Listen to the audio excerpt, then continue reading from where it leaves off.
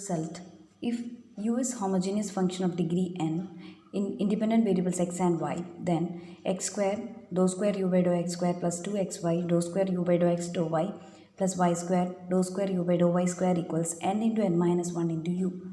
Let's look at the proof. Since u is homogeneous function, it will satisfy Euler's theorem, and hence we have equation 1, which is x dou u by dou x plus y dou u by dou y equals n times u, where n is the degree of homogeneity of function u. When you differentiate equation 1 partially with respect to x, we will have to apply product rule for partial derivatives for this term. After application of product rule, we will get 1 into dou u by dou x plus x into dou square u by dou x square.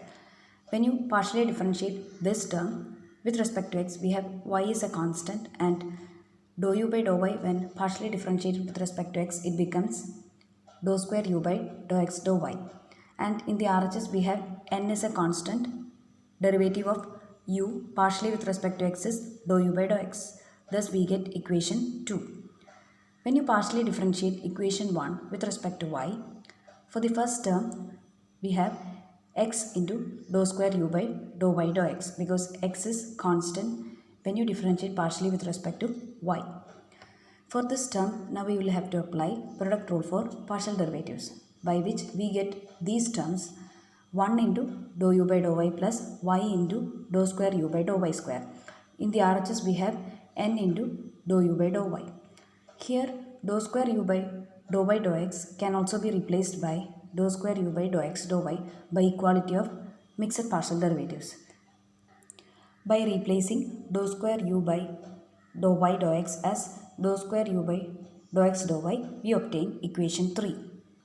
Notice that coefficient of dou square u by dou x square is x square in the result which we wish to prove, and in equation 2 we have coefficient of dou square u by dou x square is x. So we will be multiplying equation 2 throughout by x.